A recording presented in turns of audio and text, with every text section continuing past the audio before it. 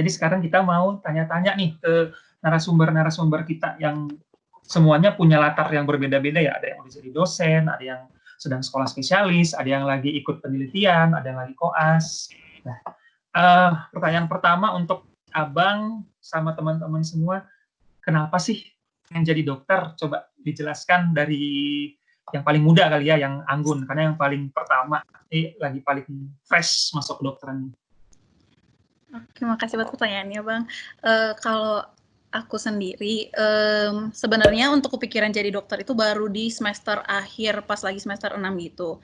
Karena yang pertama, emang udah pengen ngobatin orang. Terus yang selain itu juga, emang dari orang tua juga pengen ada satu orang anak at least yang jadi dokter gitu. Jadi makin bulat gitu. Oke. Tapi dari awal berarti emang udah pengen jadi dokter ya? Kalau dari awal banget, kayak dari dulu banget tuh enggak. Baru kepikiran pengen jadi dokternya tuh di semester 6 pas lagi SMA. Karena emang tiba-tiba aja kepikiran gitu. Oke. Kalau Elva, dulu kenapa nih memutuskan sampai pengen kuliah kedokteran nih? Makasih udah ditanya. Jadi sebenarnya dulu karena suka ilmunya kali ya, jadi emang prior knowledge dari dulu tuh ya terpaparnya ilmu alam, biologi, kimia kayak gitu. Terus mungkin cara belajarnya aku emang nggak terlalu suka yang berhubungan dengan angka-angka, rumus-rumus kayak gitu. Jadi memang secara personal condongnya itu memang cocoknya ambilnya tuh kedokteran kayak gitu. Dan endingnya mungkin karena untuk pelayanan, untuk humanity, tapi memang bener sih itu seru. Jadi emang pengen jadi yang orang yang ngobati, yang orang yang berguna gitulah buat orang lain, yang berhubungan dengan nyawa orang kayak gitu sih. Oke, luar biasa. Kalau kan ini boleh cerita dikit nggak Kak? Ini kira-kira kenapa sampai akhirnya pengen kuliah kedokteran nih? Oh ya, Kak, mungkin mirip kayak Anggun ya kayaknya Bang. Jadi awal-awal pengennya ke ITB, pengennya ke Akun, pengennya berubah, terus sampai di kelas 3 tuh baru ada request juga dari orang tua, dipertimbangkan, dirasa oke, masih mungkin nih tertarik juga gitu. Jadi tidak ada terpaksa, tidak. Dan setelah dipertimbangkan, ternyata ini hal yang menarik juga gitu. Jadi diikutin, oke, makin bulat tekadnya untuk ambil kedokteran. Makin bulat. Oke, ya. Kalau Bang Cenikon? Kalau aku mungkin tidak seidealis adik-adik ya. Jadi berterima kasih buat Sigom menanyakan saya di akhir. Aku tidak seidealis adik-adik karena kalau aku secara pribadi dulu dari kecil sampai aku bahkan tamat SMA tuh pengennya bahkan jadi presenter sebenarnya, pengen kerja di broadcast. Itu goal aku. Bahkan aku dulu waktu tamat SMA masih kurang bulat mau ngambil apa habis SNMPTN dulu gitu. Makanya aku dulu juga tahun pertama 2010 lulusnya itu bukan di kedokteran. Aku lulus tahun 2011 kedokterannya. 2010 aku baru lulus itu di ilmu FISIP, bahkan FISIP Unpad dulu setahun. Jadi saya kuliah selama 1 tahun di Unpad. Nah, waktu 1 tahun di Unpad itu dulu aku gambling, aku ikuti kuliah dulu di Unpad di FISIP. Aku ngikutin, tapi aku merasa aku tidak mendapatkan passion di sana gitu. Aku cuma mengerti secara akademik, aku bisa paham ini materinya tentang bisnis dan segala macamnya. Tetapi aku nggak tahu ini ilmu mau aku apain ya kalau aku tamat kira-kira nanti gitu. Nah di satu sisi dulu memang aku suka biologi, olimpiade biologi juga dulu, olimpiade kimia gitu. Jadi rasanya ada kalau dibilang di antara seluruh ilmu alam yang paling mungkin masuk akal ke saya ya kedokteran kali ya Dek. Soalnya kalau teknik saya juga nggak tahu gitu ya, angka-angka malas gitu, nggak nyambung sama sekali. Terus akhirnya waktu selama 1 tahun aku di Unpad, aku dulu udah akhirnya bulatkan diri. Aku pikir waktu itu aku memang pengen banget masih jadi presenter gitu, jadi broadcast. Cuman terakhir ketika selama di Unpad aku ikut pelatihan presenter sana sini, akhirnya aku sadar oke, kalau misalnya nanti jadi presenter itu nggak mesti harus kuliah di ilmu komunikasi semisal gitu. Bisa aku nanti jadi broadcast itu even aku tamatan dari FK semisal. Nah, dan akhirnya aku memutuskan untuk kenapa nggak aku memilih sesuatu hal yang double, misalnya aku menjadi seorang presenter, mungkin aku bisa juga jadi dokter gitu. Makanya akhirnya aku memutuskan untuk menjadi dokter itu di tahun 2010 baru bulat, 2011. Bulatnya baru daftar kedokteran. Dan sampai sekarang ketika masuk FK ya, puji Tuhan sih menikmati. Oh ini profesi yang tepat buatku sih gitu. Oke, ya. Jadi kalau misalnya sebenarnya latar belakang orang juga beda-beda ya dan nggak ada yang salah sebenarnya Bang ya. Ada yang disuruh orang tua, ada yang memang dari awal dari kecil udah pengen jadi dokter. Bahkan kalau kayak Bang Cenikon juga di tengah jalan baru tiba-tiba kayak aku tertarik sama dunia kedokteran. Itu nggak ada yang salah sama teman-teman semua memang diniatin dari awal gitu. Maksudnya jangan nanti kuliah kedokteran terus sampai dalam ternyata main-main ya itu berbeda lagi. Cuman kalau misalnya alasan teman-teman adik-adik nih yang mengambil kuliah kedokteran apa aja deh yang bikin teman-teman kira-kira semangat untuk kuliah gitu ya silahkan maksudnya gitu justru orang tua tapi teman-teman menikmati bukan hal yang salah juga. Kalau saya pribadi sih dulu sejujurnya saya waktu SMA sukanya kimia dulu ngefans banget sama Miss Astri ngajar kimia apa-apa kimia dulu rencananya daftar teknik kimia tapi kemudian waktu itu asrama tiba-tiba sama Bang Cenikon buka unit kesehatan asrama, saya sama Bang Cenikon dulu jadi anggotanya. Terus jadinya lama-lama kayaknya ini ilmu menarik juga gitu kan. Ini ilmu yang sangat aplikatif sekali buat orang-orang. Di situ saya mulai tertarik dan akhirnya memutuskan untuk kuliah kedokteran dan ya puji Tuhan juga sih menikmatin gitu ya. Kalau misalnya untuk Anggun dulu waktu pertama kali memilih kuliah kedokteran pasti ada persiapan-persiapannya nih.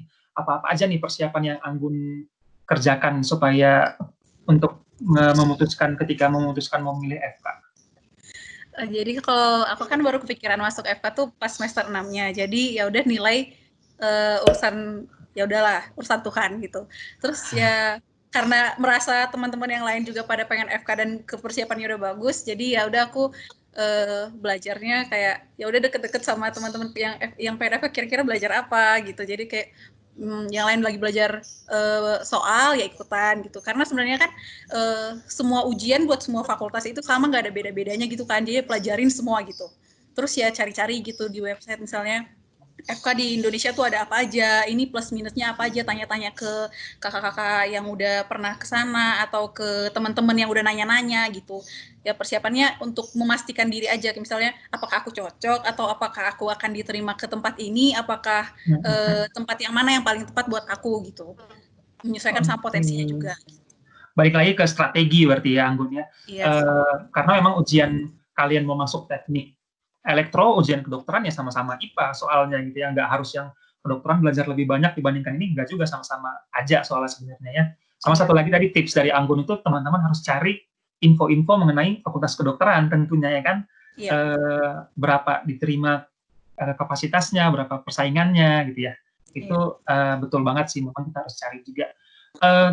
Kalau Elva dulu apa sih yang buat Elva itu kayak yakin gitu, kayak percaya diri nih, aku mau ngambil fakultas kedokteran, ya mungkin dibandingkan ada teman-teman yang nilainya lebih tinggi, kemudian Elva kok yakin aku mau ambil kuliah kedokteran, kira-kira gimana cara meyakinkan dirinya kalau Elva itu, karena kan setahu saya banyak teman-teman yang berpikir, aduh nilainya kurang bagus nih, aduh nilainya masih ada yang lebih tinggi, pasti nanti kalau masuk FK belum tentu masuk nih, kalau misalnya Kak Elva nih gimana cara meyakinkannya dulu? Oke. Ya, sebenarnya kalau misalnya mau masuk FK itu kan pertama kali sebenarnya aku pengen itu kerja di WHO Bang, kalau misalnya ini ya, FYI gitu. Nah jadi kalau misalnya mau ke sana kan emang harus ngejar jadi dokter juga supaya jadi profesional kan, kayak gitu. Nah jadi untuk persiapan ke situnya itu memang dari tahun pertama SMA tuh ya udah tertarik untuk ikut olimpiade kayak gitu kan. Tapi ikut yang lain juga sih kegiatan di luar seperti misalnya kayak buat karya tulis atau mungkin ya lomba-lomba gitulah, lomba-lomba selama SMA kayak gitu. Terus untuk nilai sendiri sih nggak terlalu gimana sih nilaiku ya. Jadi nggak tahu juga kenapa bisa masuk. Jadi kemarin tuh kenapa milih UGM tuh sebenarnya karena sempat ikut lomba juga di Jogja. Jadi udah tahu suasananya juga kayak gitu, udah ngelihat universitasnya gimana. Terus jadinya milihnya itu UGM dan untuk persiapan yang lain paling banyak-banyak makan haleluya kali ya, banyak-banyak berdoa aja sih. Betul. Sebagai yang jalur undangan tuh emang nggak ngerasain ujian kan, jadi untuk ngasih tips. Nggak ada. Iya Bang. Gitu sih. Intinya memang usaha sama doa sih, maksudnya kita juga nggak bisa meyakinkan orang lain, yang meyakinkan itu diri kita sendiri ya. Kalau kita usaha sekencang mungkin, doa sekencang mungkin, ya harusnya Tuhan nggak mungkin nggak ngasih sih ya gitu ya. Oh ya, untuk adik-adik, teman-teman yang lain, nanti kalau misalnya mau bertanya nanti di sesi ketiga, nanti sistemnya bisa raise hand ya. Nanti paling kalau misalnya ada yang ingin bertanya, saya minta aktifin kamera, nanti bisa bertanya langsung, tapi nanti di belakang. Sekarang untuk ke proses kuliahnya, kalau Bang Cenikon sendiri mau nanya dong, kuliah kedokteran susah nggak sih Bang? Gimana waktu kuliah Abang cara belajarnya gitu sampai bisa survive nih lulus dokter? Kalau menurut aku ya, pertama karena memang suka ya, artinya segala sesuatu yang dimulai dengan rasa suka atau punya keinginan lebih, kupikir sih kuliah di kedokteran sih gampang ya. Kalau aku secara pribadi gampang sih, nggak susah menurut aku. Mungkin lebih susah kalau aku disuruh kelempar ke teknik semisal gitu. Itu pasti aku nggak akan survive sebenarnya gitu. Karena memang aku sama sekali nggak punya interest ataupun passion dalam hal itu. Nah kalau waktu kuliah di kedokteran sih memang sangat padat, itu tidak bisa dipungkiri. Jadwalnya sangat padat sekali. Kuliah dulu kalau di USU masih sempat aku kuliah Senin sampai Sabtu. Jadi Senin sampai Sabtu dari jam 7 sampai jam 5 tuh kuliah gitu. Kita hanya punya waktu kosong dari jam 5 ke atas. Dan belum lagi kalau misalnya keikut organisasi ya gitu. Nah, jadwalnya itu mulai dari kuliah yang konvensional seperti tadi Sigop udah jelaskan, juga ada praktikum, bikin laporan praktikum, belum lagi misalnya ada PBL. Tadi mungkin Sigop lewat ya PBL ya, yang tutorial yang harus siapin learning issue dan lain segala macamnya itu. Jadi belum lagi untuk siapin pleno dan segala macamnya, itu memang sangat padat. Nah, tapi kalau ditanya bagaimana survive-nya, aku mikir selalu ada namanya bayar harga ya, selalu ada biaya kesempatan. Artinya kalau kamu pengen dapat lebih, ya kamu harus berkorban lebih. Kalau kamu pengen mengerjakan sesuatu yang dapatnya baik, ya kamu juga harus mengerjakan segala sesuatunya dengan baik gitu. Jadi kalau ditanya ibaratnya gimana aku strategi belajarnya, aku dulu kan naik ke kampus itu naik angkot. Jadi aku dulu, kalau adik-adik mungkin sempat bimbel-bimbel dulu di Medan ya, Pasar 1 ya. Aku dulu kosnya di Pasar 1 gitu ya, Pasar 1 pada bulan. Terus aku nanti misalnya naik angkot ke kampus. Biasanya aku sepanjang di angkot itu tuh, ya aku tetap sempat-sempatin untuk baca buku, baca textbook, pulang seperti itu juga. Kalau misalnya ada jadwal kosong juga demikian di kampus gitu. Sehingga akhirnya mata kuliah yang padat-padat itu sih bisa dipersiapkan dengan baik. Jadi pada saat ujian itu nggak ada sistem SKS gitu, sistem kebut semalam nggak ada gitu. Jadi memang sudah siap sebelum akhirnya ujian gitu. Nah, satu lagi sih, memang ada beberapa rahasia, tapi aku nggak tahu sih, aku secara pribadi nggak mengerjakan itu. Itu rahasia umum anak kedokteran ya, soal tahun lalu biasanya kayak gitu. Kayaknya semua fakultas kedokteran seperti itu. Karena ujian kedokteran kan rata-rata pilihan ganda ya gitu. Dan itu pilihan ganda dan biasanya ada soal tahun lalu gitu. Nah, aku memang bukan orang yang menerapkan sistem soal tahun lalu sih gitu. Tapi itu juga tetap adalah sebuah strategi yang bagus sih menurut aku ya. Dari beberapa teman-teman yang mengerjakan, menurutku soal tahun lalu itu bermanfaat untuk menyokong nilai dan memang untuk menstimulus belajar juga bagus sih gitu. Oh, mungkin itu sih strategiku deh, nggak ada yang spesifik gimana. Intinya work hard, study hard, play hard gitu ya. Kalau misalnya bayar harga lah gitu ya. Kalau misalkan ini ada tambahan ya Kak, punya strategi belajar selama FK-nya gimana gitu Bang? Aku ya Bang ya. Jadi kalau aku sih prinsipnya sebenarnya di kedokteran itu terkenal ada dinasti. Mungkin semua ngerasa kali ya. Misalnya nih, oh dia nih anak dokter ini nih, dia ini anak dokter ini nih gitu. Bukan karena dengan demikian dia jadi disayang atau dia jadi nilainya bagus, enggak kayak gitu. Tapi dia udah punya modal dibanding mungkin adik-adik juga di sini ada yang belum punya rekanan gitu dokter. Jadi masih gambling banget apa yang mau dikerjakan. Jadi sih yang penting adalah set level. Kalau di kuliah kedokteran itu mau jadi orang yang biasa-biasa aja bisa. Mau jadi orang yang luar biasa bisa gitu. Adakah yang salah, yang lebih bagus yang luar biasa? Enggak juga. Jadi masing-masing aja bikin levelnya bagaimana. Dan kuncinya sih jangan terpaksa ya. Kayak tadi kan semua udah sharing. Tidak ada yang terpaksa ingin jadi dokter gitu. Mungkin secara teknisnya di kuliah kedokteran itu kan tadi dijelasin Bang Sigop ada slide gitu. Kalau kita tipenya yang dengar baru paham, ya kuliah jangan tidur gitu. Ya dengerin, catet atau apa gitu. Karena setelah kita pulang, belum tentu kita niat baca lagi slide-nya. Entah karena kesibukan atau pengen refreshing atau apapun gitu. Bisa slide, bisa saat kuliah, bisa baca buku. Kalau dibilang bukunya tebal-tebal, benar. Tapi apa semuanya harus dibaca gitu.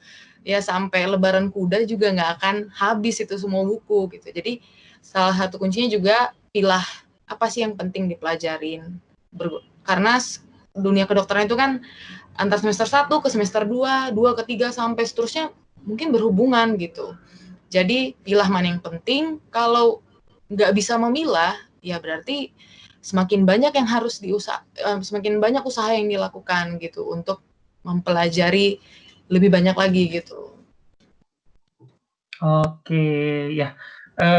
Kita satu golongan nih ya, kan ini ya. Dulu kalau misalnya aku di FK ngomongnya kita ini magel, golongan-golongan non-dokter yang berusaha masuk ke kuliah kedokteran. Ada yang udah golongan-golongan penyihir hebat tuh yang punya keluarga dokter banyak-banyak Iya, banget. benar. Setuju banget, nggak Iya. menentukan ilmu seseorang itu nggak ditentukan sama orang tuanya dokter, nggak ditentukan sama kakaknya dokter. Mungkin kalau teman-teman yang pengen tahu, kita itu di kedokteran ada namanya standar kompetensi. Jadi sebagai dokter umum kita dituntut untuk mengerti setidaknya ada 144 penyakit ya yang kita harus wajib tahu semuanya sampai akhir. Nah, mungkin itu bisa juga jadi panduan selama kuliah kedokteran untuk belajar itu lebih dalam lagi dibandingkan pelajaran yang lain. Karena seperti kata Kak Ninik tadi, kalau belajar semuanya sih ya mohon maaf gitu ya, nggak main lagi namanya gitu. Nah, kedengarannya kayak sibuk banget ya, cuman kalau misalnya dari Elva sendiri, kuliah kedokteran kan sibuk banget, masih sempat me time nggak sih? Masih sempat jalan-jalan, masih sempat hobi gitu?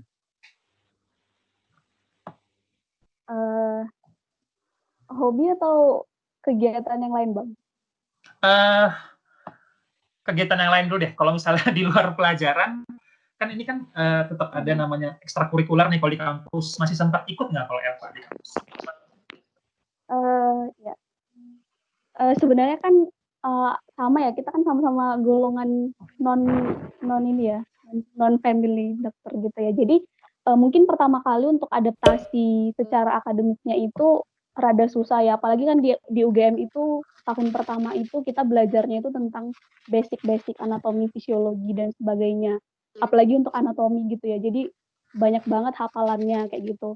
Tapi balik lagi karena kan aku emang suka melakukan kegiatan yang ekstra kayak gitu di luar yang akademik, misalnya ikut proyek atau mungkin ada acara tentang SDG atau apapun lah itu yang ada di luar, jadi itu malah jadi refreshing sih buat akademisnya kayak gitu, karena memang itu kan yang kita sukain kayak gitu kan. Nah, untuk belajarnya kan kita satu semester tuh ada 3 blok. Jadi kalau di UGM itu terus terang aku pribadi itu belajar itu ikutin kuliah, tapi energinya itu dari awal tuh nggak yang kayak maksimal banget. Tapi energi yang maksimal banget itu adalah pas mau ujian blok kayak gitu.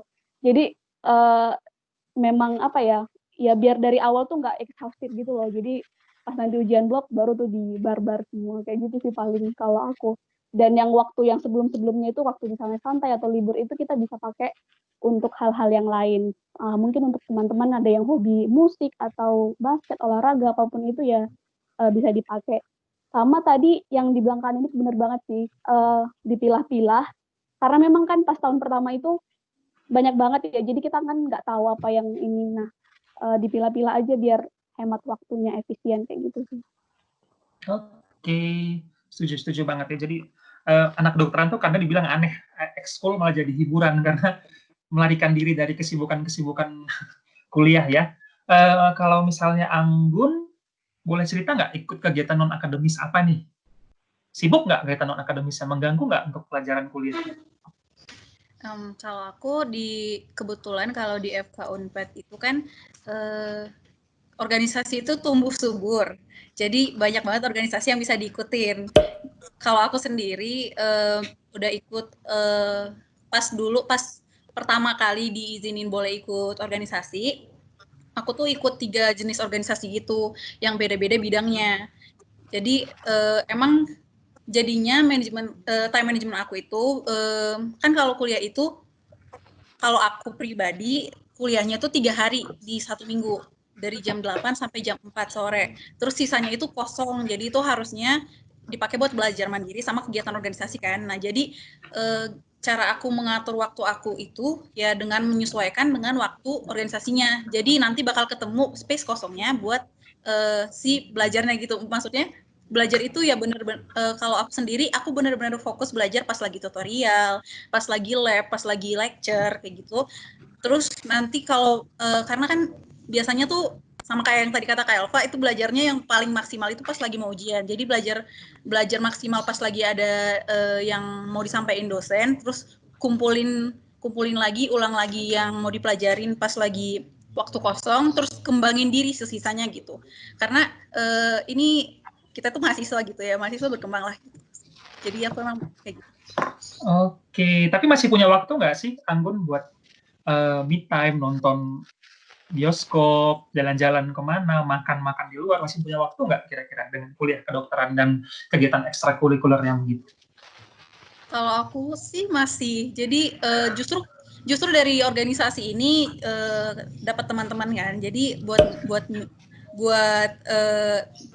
jadi emang di FK bener banyak stresornya gitu ya kalau katanya. Terus kalau aku sendiri refreshingnya itu ya sama teman-teman. Nah tapi kalau misalnya me time sendiri aku emang nyediain gitu. Jadi di antara 1 minggu ini emang aku khusus me time ini gitu. Terus aku bakal ngosongin jadwal ini dan jadwal-jadwal organisasinya tuh nyesuaiin gitu. Jadi kalaupun ada yang nggak bisa disesuaikan sama me time aku ya udah aku sesuaiin balik gitu. Jadi pokoknya emang selalu ada satu minggu itu me time karena emang butuh.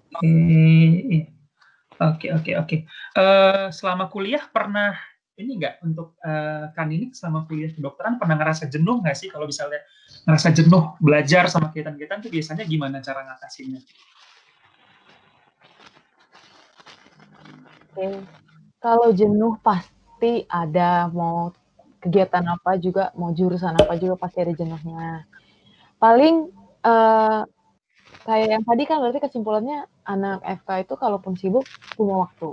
Jadi manfaatkan waktunya dengan ngerjain hobi, baik itu hobi yang menambah skill ataupun hobi yang kalau bisa dibilang mungkin unfaedah secara skill tapi bisa nyenengin hati gitu.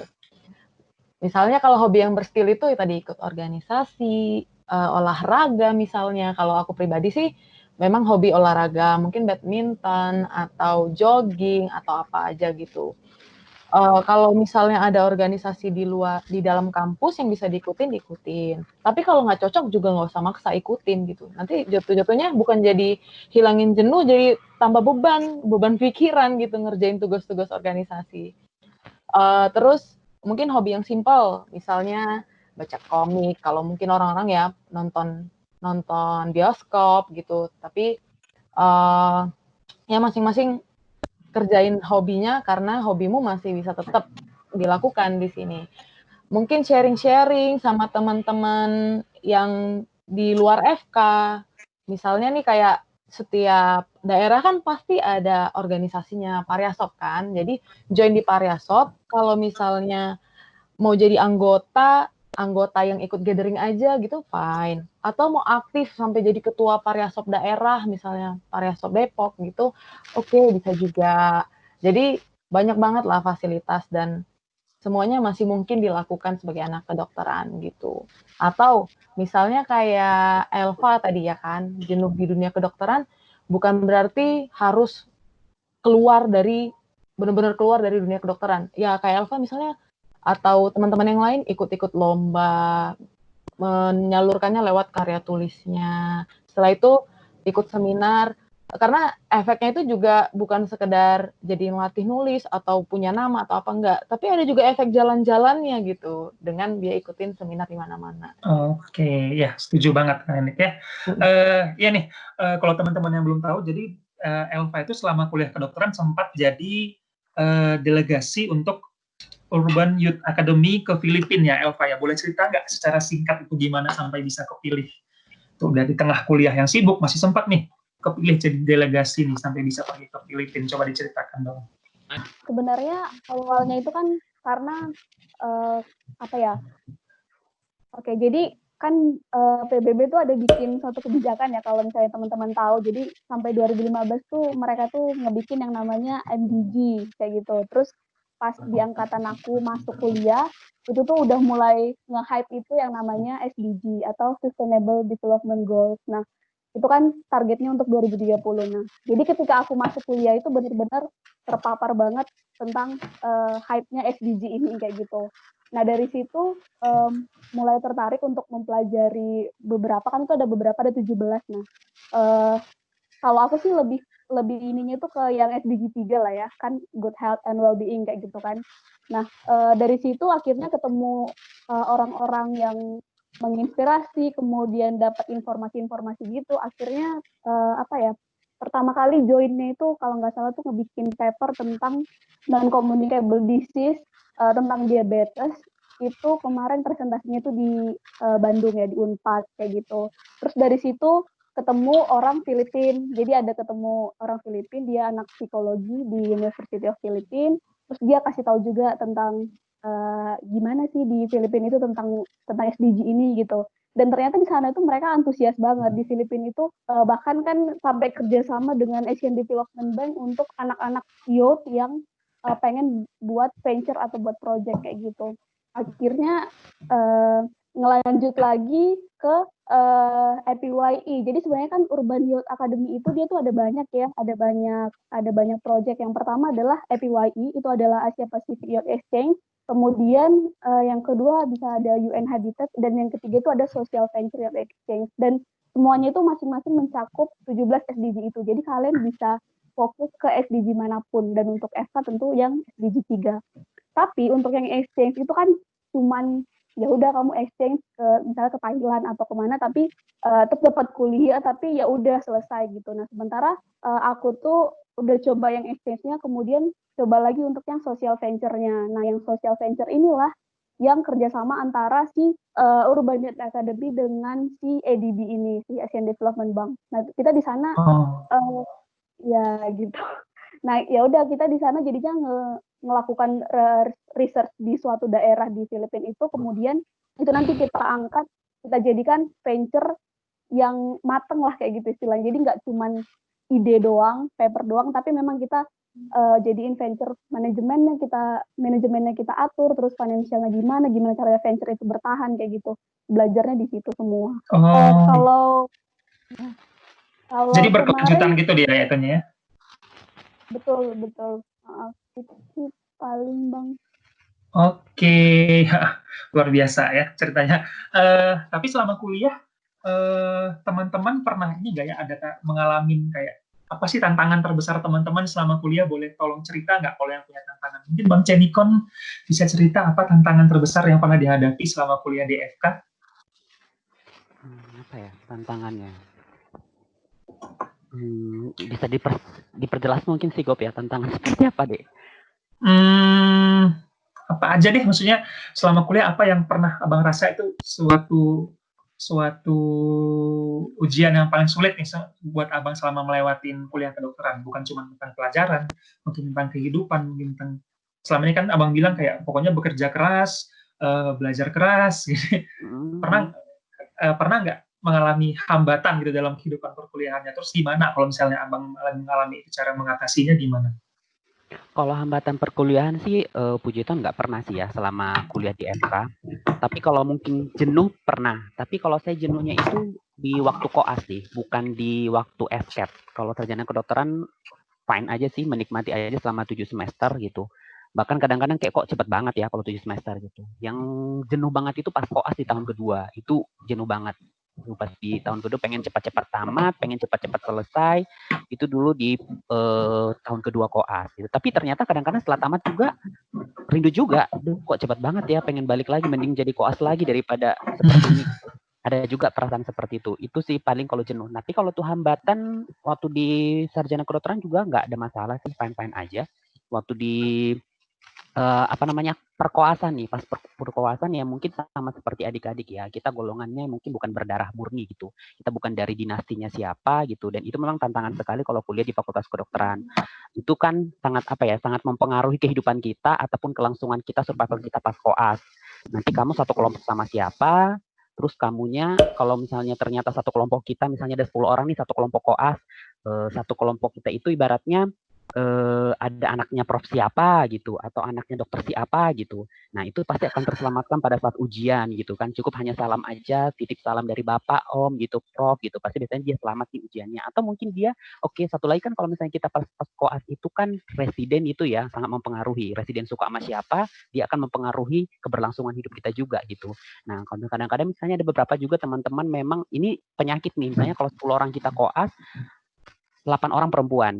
Nah, rata-rata residen itu yang paling suka genit dan berbahaya itu residen laki-laki. Itu residen bedah saraf, yang semua itu kan genit-genit semua gitu. Biasanya mereka akan suka sama yang perempuan-perempuan, dan yang laki-laki pasti akan jadi korban gitu ya. Mereka yang akan mungkin disuruh-suruh, yang akan capek sana-sini, atau bahkan pada saat ujiannya kadang-kadang yang tidak terselamatkan itu yang laki-laki. Kadang yang jadi sama si prof yang killer sama ini si laki-laki ini gitu, atau yang si ini jadi masuk sama dosen penguji yang ini gitu. Nah, tapi aku secara pribadi tidak pernah menganggap itu sebagai hambatan sih gitu. Atas kalau kamu tetap mempersiapkan diri kamu baik, mau ujian sama siapapun, menurut aku sih ya babat aja, nggak peduli gitu sih kalau aku. Itu memang udah naturally terjadi. Ya itu nature, dan itu ya terima Nah, nasibmu, terima aja gitu. Itu kodratmu, ya sudah, kamu harus tahu diri sih bilangnya gitu. Jadi waktu di awal kita sudah tahu nih, misalnya ada 10 orang. Oke, misalnya penyakit dalam nih yang sangat berpengaruh ya. Penyakit dalam kan SKS-nya gede nih. Kalau nilainya udah C aja udah langsung hitungannya jelek sebenarnya nilainya. Tapi udah siap-siap aja. Oke, kita kan udah hitung-hitung tuh biasanya. Oh, minggu lalu pengujinya segini, minggu lalu pengujinya segini. Ya udah, kita bijak aja. Oh, berarti minggu ini dapatnya aku mungkin ya gitu. Kalau seperti itu ya aku harus well prepare, berarti aku harus benar-benar mempersiapkan diriku pada saat ujian sama siapa gitu. Itu sih kalau hambatan. Oh ya, pas aku dulu koas memang hambatan yang mungkin yang aku dapat itu adalah kebetulan orang tuaku sakit. Dia orang tuaku stroke dulu dan dirawat di tempat aku koas. Itu sih hambatan yang mungkin kurasakan dulu ya pada saat koas. Jadi sempat nggak fokus 2-3 minggu koas karena akhirnya aku harus merawat bapakku sendiri juga pada saat koas, dan juga di rumah. Ya bayangkan stroke ya, paralisis hemiparese sinistra waktu itu. Jadi ya dia yang ngasih makan, mandiin segala macam saya semua. Jadi itu mungkin agak sedikit lelah waktu itu, tapi puji syukur sih tetap dinikmati. Oke, sip. Ini masuk ke koas nih berarti ya, yang lagi koas nih kan Elva.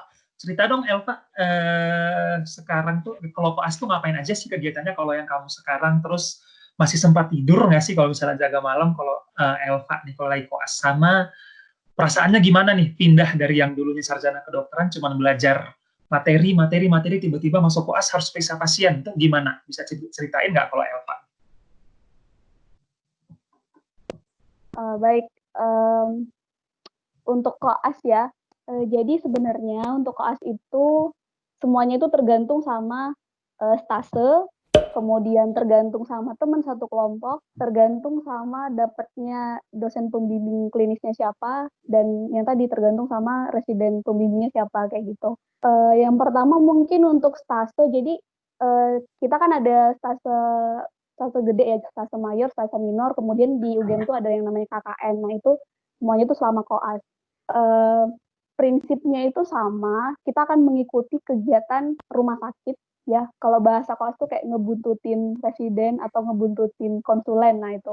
Jadi kita dapat di poli, ya ikut di poli, terus di bangsal, ikut di bangsal, terus kalau misalnya jaga di IGD ya ikut kayak gitu. Yang pertama mungkin untuk stase yang klinis banget ya. Jadi emang kebanyakan emang yang klinis ya. Yang lain itu paling hanya stase IKM atau forensik. Nah, kalau stase klinis itu ya kebanyakan itu kita jaga malam kayak gitu. Jadi memang dari pagi sampai sore kita kegiatan RS, kemudian jaga malam sampai subuh gitu. Biasanya di IGD kayak gitu.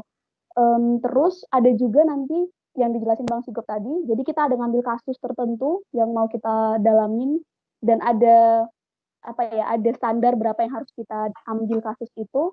Kemudian kompetensi kita sebagai dokter umum juga belajarnya di koas itu. Nah, itu nanti akan dilakukan pembimbingan dengan dosen ataupun dengan residen. Nah, setelah itu di akhir fase kita ujian. Itu sih paling. Terus yang lain pasien ya Bang ya. Kalau untuk pasien sebenarnya menurut aku koas tuh ya kalau di aku malah lebih suka koas ya dibanding S1. Jadi rada beda. Kalau di aku malah enaknya itu karena memang apa yang dipelajari di S1 itu bisa dilihat langsung di pasien. Iya, benar. tapi perlu modif-modif juga kayak gitu. Jadi nggak langsung sesuai teori banget. Jadi memang banyak belajar apa istilahnya, belajar di lapangan lah gitu ya Bang ya. Jadi kita belajar teori terus kita sesuaikan di lapangan, benar nggak sih gejala ini. Nah tapi walaupun nggak sama persis, otomatis kan beberapa puluh persen itu pasti sama lah di pasien nyata kayak gitu. Terus kalau misalnya di kami tuh enaknya itu adalah nggak aneh-aneh sih Bang. Jadi kalau misalnya dinasti-dinasti pun nggak terlalu gimana banget sih. Ada tapi nggak yang gimana banget. Jadi semuanya mendapat kesempatan yang sama sih kalau di kami. Terus untuk pegang pasiennya juga ya semuanya diberikan kesempatan yang sama sih untuk mencapai kompetensinya gitu sih. Mudah-mudahan cukup menjelaskan ke teman-teman selama koas ya. Kalau misalnya Ninik cerita dong selama koas pernah ada pengalaman lucu nggak? Apa nih yang kira-kira ketemu pasien yang unik atau misalnya ketemu kasus yang kok ternyata ada kasus kayak gini nih di Indonesia gitu ya? Yang pengalaman yang cukup menarik nih selama koas nih. Oke. Mungkin mirip kali ya kayak yang dibilang Bang Cenikon. Jadi Bang, ini nggak berlaku hanya pada perempuan ya Bang ya? Pada laki-laki ya, perempuan juga gitu. Jadi cross gender itu terjadi di mana-mana. Pernah waktu itu ujian OSCE, tadi mungkin OSCE itu kayak latih skill tapi ke manekin atau ke patung lah gitu ya istilahnya. Jadi latihan menjahit, ini OSCE ujian menjahit gitu. Saking gugupnya sama seorang prof bedah plastik yang terkenal jahitannya sangat aduhai ini, grogi lah, membuka benang. Udah ngomong lala, pas udah terakhir, truk, benangnya kusut semua. Jadinya, oh, what should I do gitu. Akhirnya udah malu, tunduk ke bawah, terus bilang, ya udah kamu lanjutin aja pakai benangnya ada, gunting, lala gitu. Oh iya prof, gunting. Di situ udah gemetaran tangan, jahit, udah nggak tahu jadi karuannya gimana. Nah itu kalau paling pengalaman dibilang lucu juga agak tragis juga gitu ya. Untuk yang mungkin agak touchy-nya gitu, agak menyentuh hati tuh pernah, kan kita koas tuh hanya follow up aja ya sebenarnya. Jadi kaki tangan, nulis, ada seorang nenek, keluhannya apa gitu misalnya. Ini, tulis. Kita follow up misalnya 7 hari. Di hari kelima dia udah sembuh nih. Dia berterima kasihnya bukan sama dokter yang merawat dia, tapi berterima kasihnya tuh sama koas gitu. Jadi dia panggil, dokter kesini, makasih ya dok ya, dia salam, dia pengen makasih ya nenek udah sembuh, kayak gitu. Jadi pengalaman selama koas itu beragam, mulai dari yang menyentuh hati, yang bikin kita makin semangat, atau ada yang lucu, yang bikin deg-degan, macam-macam deh bang. Pasti setiap orang punya cerita aneh-anehnya. Kalau untuk kasus memang kebetulan di RSCM itu gudangnya semua istilahnya tong sampah gitu ya, mau apa aja yang di textbook mungkin bisa ketemu di RSCM gitu. Oke. Ya betul banget. Buat adik-adik mungkin kalau misalnya masih agak bingung nih, jadi kita kalau misalnya koas itu kita sebagian besar kegiatan di rumah sakit, dan memang di rumah sakit itu bukan cuma kita koas doang. Tadi kalau misalnya kakak-kakaknya ada yang ngomong residen itu yang lagi sekolah mau ngambil spesialis. Jadi ada dua macam pendidikan nih, pendidikan mau spesialis, pendidikan mau dokter. Nah kita di level yang lebih bawah dari mereka lah, kita ngikutin yang lagi sekolah spesialis nanti ngikutin dokter yang lebih tinggi lagi. Jadi intinya kita saling berbagi ilmu gitu. Kalau misalnya ini kan berarti nanti koasnya udah beres, udah jadi dokter gitu. Kalau Bang Cenikon sudah berapa tahun nih jadi dokter? Suka dukanya apa nih setelah jadi dokter? Gimana? Apa rasanya gitu, kayak lega udah selesai sekolah dokter, atau malah kayak aduh ini udah menjadi dokter tanggung jawabnya lebih besar, gimana? Coba bisa diceritain nggak suka dukanya jadi dokter kalau Bang Cenikon?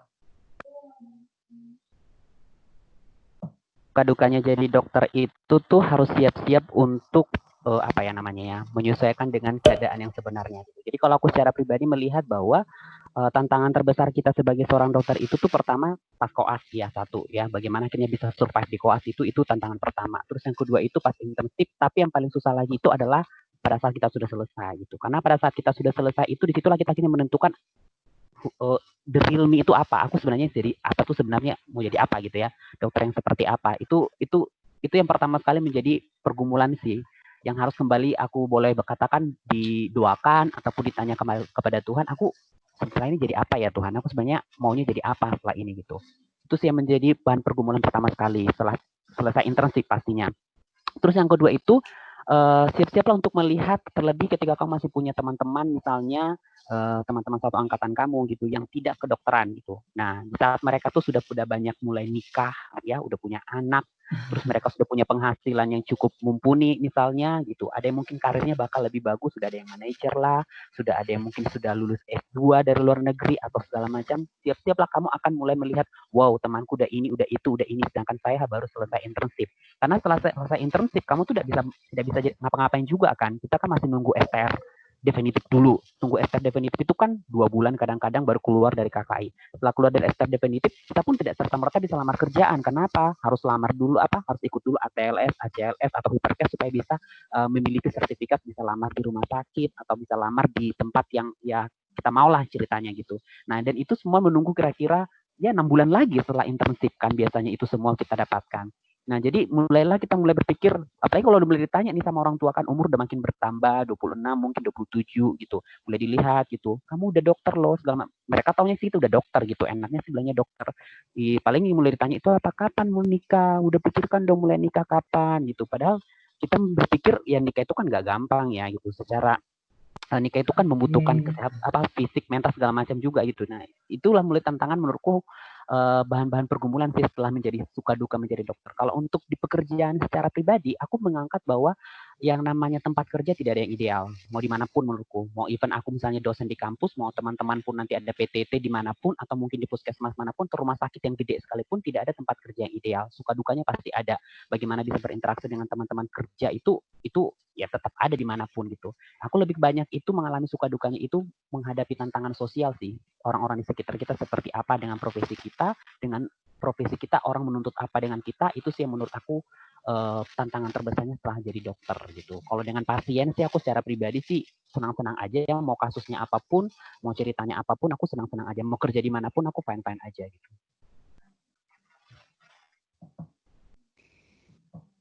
Oke. Tapi dari apa namanya? Kan Abang bilang banyak nih pilihan-pilihan yang bikin kita bingung sampai akhirnya Abang memutuskan aku mau sekolah spesialis deh. Itu gimana tuh prosesnya sampai Abang bisa coba ceritakan singkat aja nih Bang? Oke. Aduh singkat ya. Aku tuh sebenarnya kalau seperti yang kalian adik-adik tadi udah bilang, dunia kedokteran itu sangat luas sekali ya, banyak sekali gitu, dan banyak bidang yang bisa diikuti. Satu hal yang mau saya bilang juga nanti kepada adik-adik yang mungkin jadi dokter, jangan selalu berpikir ketika dokter itu goal terakhir malah dokter spesialis. Aku pikir itu suatu hal pemikiran yang salah kayak gitu.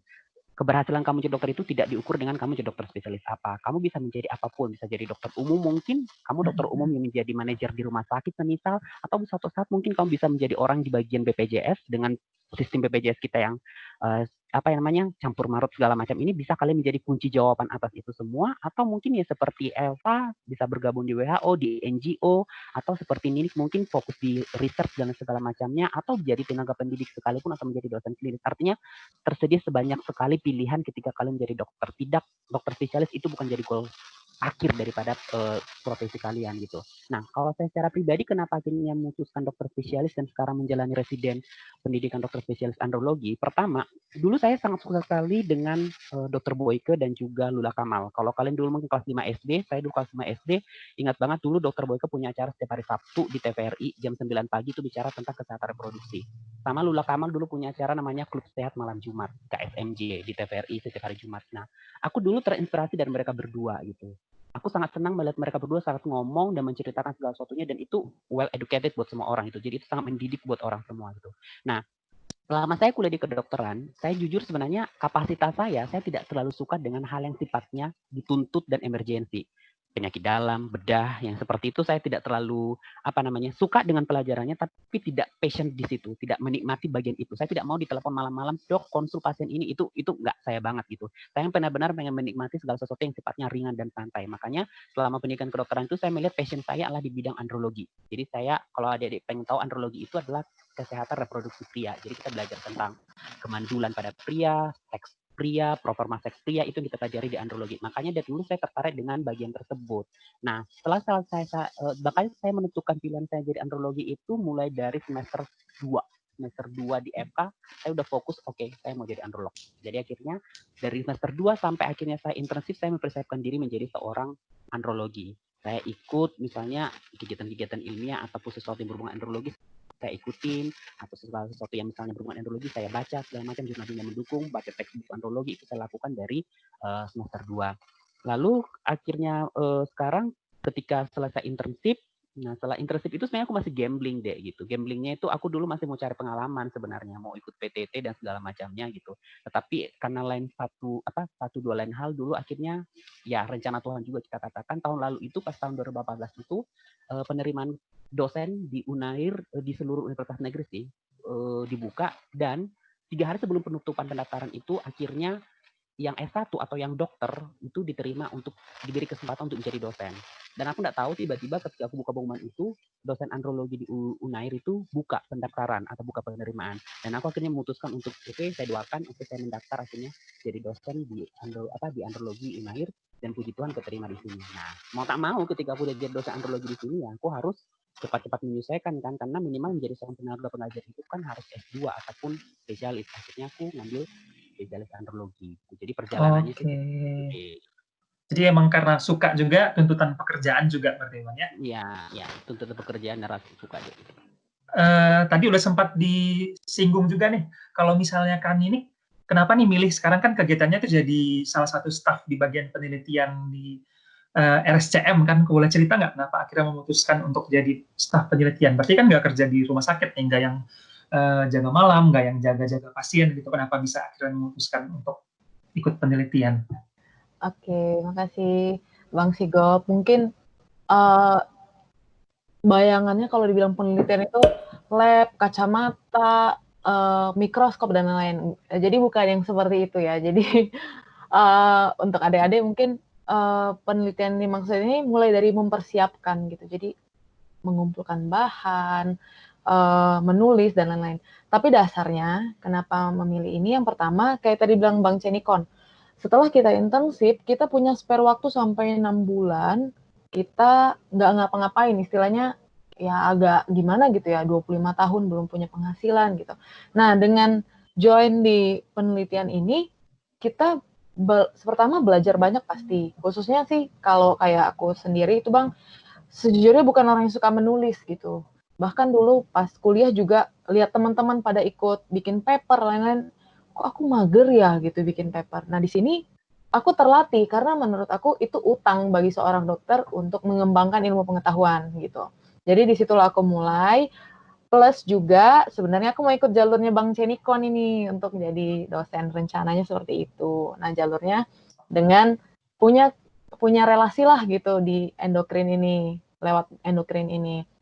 Jadi nggak murni kayak penelitian yang dibayang-bayangkan orang, bukan. Jadi lebih ke mempersiapkan, nulis, report ke bikin report ke jurnal-jurnal internasional. Jadi sensasi dosennya mungkin Bang Cenikon yang lebih tahu ya, lebih terasa gitu. Nah, kalau untuk pelayanannya itu harus tetap ada pelayanan. Jadi sambil research assistant pagi sampai jam 3 jam 4, ambil part time di rumah sakit lain dari jam 4 sampai besok paginya atau sampai jam berapa gitu tergantung, atau sampai jam 9 malamnya gitu. Jadi ada sambil juga part time karena pelayanan harus tetap jalan sih gitu.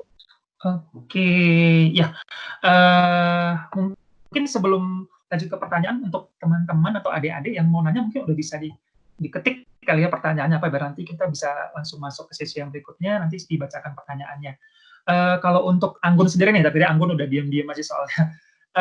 Cita-cita jangka panjangnya untuk jadi dokter apa? Mau spesialis kah? Mau jadi dosen kah? Kayak Bang Cenikon, atau mau penelitian, atau mau nggak jadi kedokteran, mau jadi ibu rumah tangga juga ya, Bang? Coba Anggun cerita. Oke, makasih buat kesempatannya lagi, Bang. Jadi kalau aku masih kepikiran pengen jadi spesialis, tapi itu tuh kayak apa ya namanya, cita-cita sampingan gitu. Jadi sebenarnya aku tuh pengennya aku jadi dokter aja, dokter umum aja gitu kan. Tapi di sisi karena aku masih pengen memperjuangkan kehidupanku yang lain selain di IFK ini gitu kan. Terus tapi di sisi lain aku juga pengen jadi dokter spesialis, tapi beda sama kayak Bang Cinipon tadi. Kalau aku tuh lebih suka yang kayak emergency gitu, kayak lebih tertantang gitu. Jadi kayak pikirannya kayak gitu sih. Kalau buat penelitian, semenjak ada skripsi mungkin sedikit tertarik, tapi setelah mengerjakan skripsi mungkin jadi berkurang sih minatnya.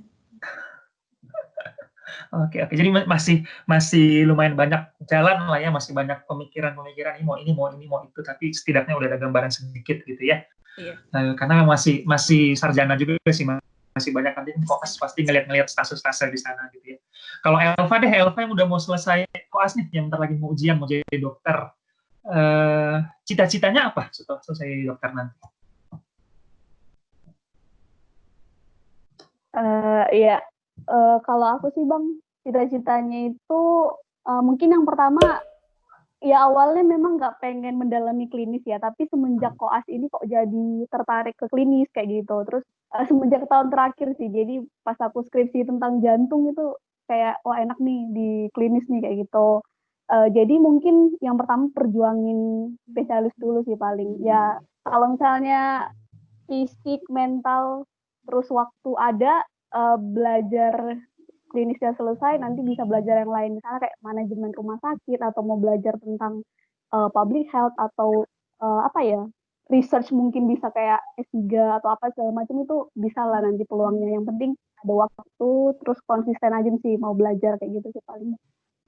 Oke, jadi bahkan dari 4 narasumber kita semuanya punya gambaran yang beda-beda ya ke depannya. Ada yang memang pengen jadi spesialis aja gitu, ada yang pengen jadi dosen, ada yang pengen jadi penelitian, bahkan yang jadi dokter umum aja juga ada. Tapi itu bukan hal yang salah selama kita bekerja. Bahkan sekarang dokter umum juga sangat berguna banget nih ya. Ya ini udah ada masuk satu pertanyaan, nanti kita tanya di belakang ya. Pertanyaan berikutnya, kalau untuk teman-teman sendiri nih, tadi kan banyak yang anggapan kuliah kedokteran tuh mahal gitu. Ya oke lah, di luar uang biaya kuliahnya maksudnya gitu. Masih ada pengeluaran-pengeluaran yang lain nggak sih? Kalau untuk cara menghematnya gimana? Coba dari Anggun dulu deh yang lagi kuliah sekarang. Tips and trick supaya menghemat pengeluaran gitu. Uang kuliah udah lumayan gede, jangan biaya yang lain juga ikut gede juga. Kalau Anggun gimana? Iya, jadi kalau aku kebetulan karena lagi ada program dari FK Unpad ya, jadi mungkin udah kepotong biayanya hampir setengah gitu karena dari UKT-nya udah nggak bayar lagi. Tapi biasanya emang yang memberatkan tuh bukan UKT, justru karena kayak penunjang-penunjangnya tuh banyak, misalnya kayak textbook atau bayar kosan atau makan yang kayak gitu yang bikin biaya tuh mahal. Kalau aku sendiri dari itu tuh pintar-pintar kita kayak ngatur milih kosannya di mana, milih tempat makannya gimana, atau mau masak kalau mau masak lebih murah gitu, atau pertimbangkan untuk biaya ongkos-ongkos itu juga kayak ngambil biaya gitu. Nah untuk textbook sendiri emang kan textbook tuh tebal dan mahal gitu kan, tapi sekarang tuh udah ada yang kayak e-book. Jadi kalau aku sendiri lebih banyak menggunakan e-book daripada buku yang cetak, terus lebih gampang juga makainya kan gitu. Terus untuk selain itu ada juga alkes, alat kesehatan kayak Steto atau Sfigmo yang kayak gitu-gitu. Itu ada yang murah, ada yang mahal. Itu kayak pintar-pintar kita gitu loh milihnya yang sesuai kebutuhan kita dan kemampuan ekonomi kita. Jadi itu benar-benar bisa dipilah-pilah gitulah kalau aku. Oke, kalau Kaninik nih, kalau di UI dulu banyak nggak sih biaya sampingan-sampingan? Ada beli mayat nggak sih Kak? Dulu kan kita selalu kayak ada orang bilang kuliah kedokteran beli mayat mahal gitu. Gimana kalau Kaninik nih triknya? Kalau nggak salah untuk semua PTN nggak ada beli mayat lagi ya Bang ya? Kayaknya Iya, ya. betul. Nah ya, jadi kalau PTN udah difasilitasi sekian puluh persen, nggak tahu deh berapa persennya itu untuk mayat-mayat lalala gitu nggak ada. Sampingannya paling kalau perempuan suka online shop, ya udah itu di-cut gitu. Atau misalnya suka nongkrong-nongkrong, kan namanya juga budaya ya. Anak kedokteran dibilang, anak kedokteran ini sering bawa mobil gitu di kampus-kampus. Itu benar sih gitu, tapi gimana kita memposisikan diri gitu. Nggak usah jadi sungkan atau malu atau minder gitu, nggak usah. kalau memang kita cukupnya seberapa, ya kita tunjukkan kita cukupnya seberapa gitu. Ya berteman juga bukan berarti pilih-pilih, boleh berteman sama semua, tapi mana yang paling klop ke kita nih, yang bisa menerima kita, ya kita gaya hidupnya disesuaikan lah dengan pertemanan kita gitu. Oke.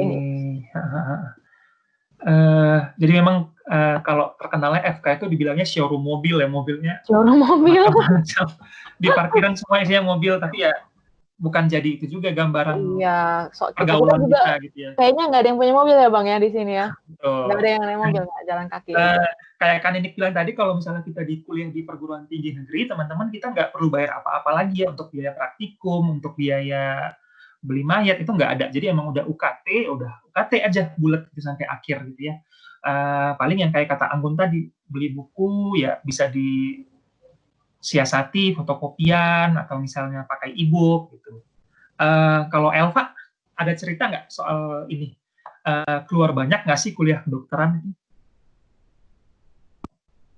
Kalau soal finansial ya Bang ya, sama sih, nggak ada tambahan apa-apa, mau praktikum apapun, mau bikin apapun lah itu nggak ada tambah. Terus mungkin kan kita masih mahasiswa atau koas gitu ya, jadi pinter-pinter cari income kali ya. Misalnya cari-cari beasiswa gitu, walaupun mungkin beasiswanya itu nggak menanggung UKT, bisa Oke. dicari-cari gitu.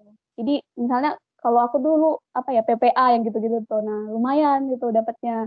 Terus kalau misalnya kita ikut kegiatan di luar, nah dari UGM juga ada kasih kayak apa ya, kayak kompensasi ya, kayak uang lah gitu istilahnya untuk kegiatan kita di luar itu. Jadi ntar itu diakumulasikan, ntar dikirim kayak gitu.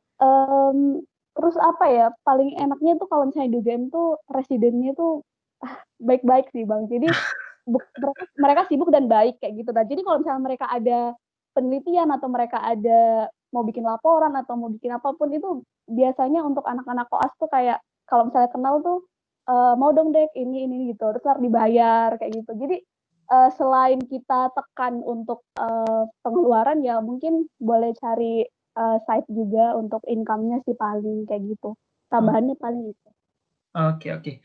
Jadi kalau dari Elva, selain kita mengeluarkan, malah kita bisa dapat juga sebenarnya, ada penghasilan yang bisa didapat juga dari beasiswa atau misalnya benar banget dulu aku kuliah di Unpad juga waktu koas juga rata-rata residennya gitu sih, mereka butuh bantuan penelitian, mereka itu cari tenaganya dari kita adik-adik koas, mereka ya kasih kompensasi. Nah itu kayak hampir di semua sih gitu kalau misalnya kuliahnya kayak gitu ya. Cuman saya mau disclaimer dulu nih, kita kan semuanya dari perguruan tinggi negeri, mungkin di perguruan tinggi yang swasta ada biaya tambahan, tapi ya kita nggak tahu pastinya juga. Teman-teman silahkan cari sendiri di website-website yang fakultas kedokterannya biaya-biaya apa aja tambahannya. Cuman kalau untuk perguruan tinggi negeri sih saya berani ngomong UKT, udah UKT aja, nggak ada nambah yang lain, nggak perlu bayar biaya praktikum, nggak perlu nambah biaya beli-beli apa gitu. Oke deh, untuk sesi yang tanya jawab dari panitia kayaknya itu doang sih pertanyaannya. Sekarang kita masuk ke pertanyaan teman-teman